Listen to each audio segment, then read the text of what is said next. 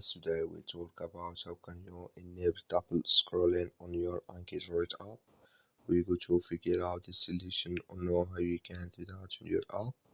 So you just follow these ways, then it's going to work with you. So all you have to do, just go here. You go above this sign, click on it. Then it's going to show for you a list like this here. Then all you have to do now. So just click here on settings. When you just click on settings, it's going to take you to next step here. Then all you have to do now, you just go down here. Then you come here to advanced, just click on it. When you just click here on advanced, it's going to take you to next step here. It's going to show for you like this.